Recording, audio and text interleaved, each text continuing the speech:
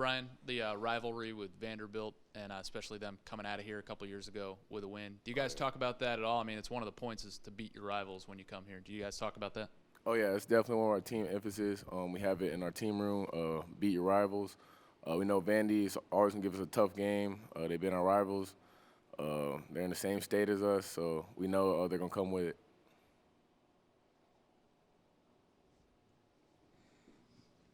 I know the schedule's been a little different the second half of the season. You face most of the top offenses early, but obviously your defense is putting up a lot better results. What are y'all doing differently the second half of the season that's kind of changed?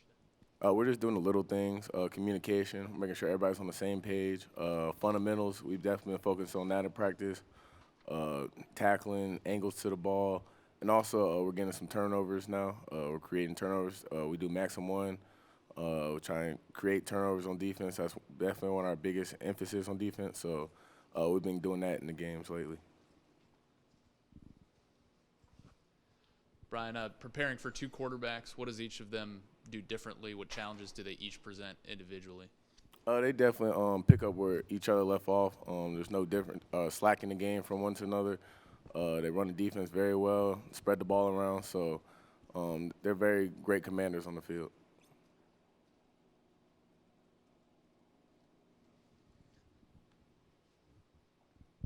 To have a run like you guys just did as a defense, I think you went 8 quarters, shut out till that touchdown. What does that do for you guys confidence-wise going forward with 2 games left? It definitely gives us a lot of confidence. We definitely had that in mind.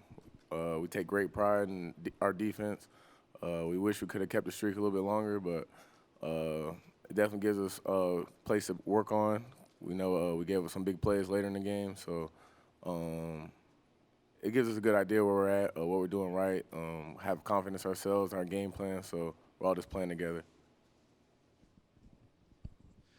Brian, obviously you've seen a lot of tough times here the past 5 years or so, and you're on a 4-game winning streak now and getting where things are going. Just how much different does it feel around here these days, and what's it feel like to kind of be a part of the senior class that got that thing turned? Oh, yeah, it feels great. I don't think I ever had a 4-game win streak here, so be able to do that just makes me feel great, knowing that we're leaving Tennessee in a better place. Brian, you just talked about getting better on the small details, the angles, the tackling, that kind of stuff. Where was there sort of a turning point in that? Obviously, you guys had some issues with that early. It's just experience. We had young guys playing defense, myself included, very aggressive, where we're always trying to get to the ball. That sometimes gets your angles off if you're not doing it smart and doing it properly. So we just take extra time and focusing on how to get great angles to the ball and just, keep the running back on your near hip. Brian, I think a couple weeks ago you said you're not really a sentimental guy, but no.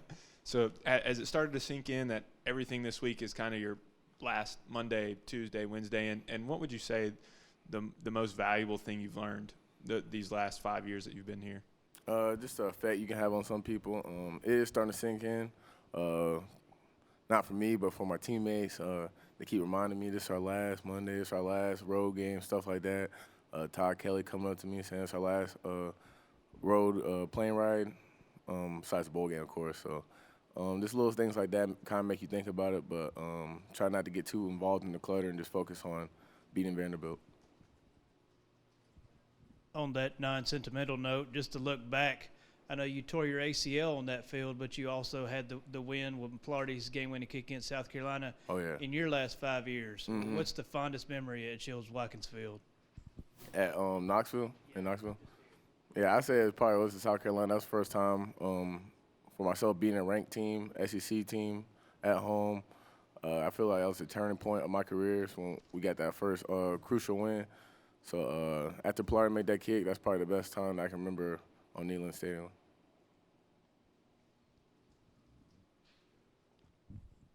The record being 7-4 right now kind of jumps out at a lot of us, just considering what it's been the last couple of years. You kind of look at that and look at the fact that you're not fighting to get into a bowl game, but kind of fighting for which one, as how far you guys have come.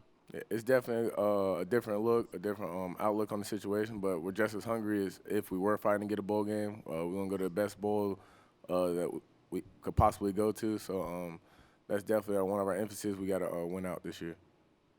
It looks like Oklahoma, Alabama, Iowa are all in contention for a national championship, maybe even Florida. You guys were so close against some of these. You really throttled Iowa back in January.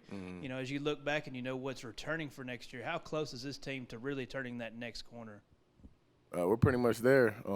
Aside from not finishing a couple games this year, our guys know what kind of talent we have and what's going to be expected next year. So once we finish out this year, I'm expecting big things from my teammates next year.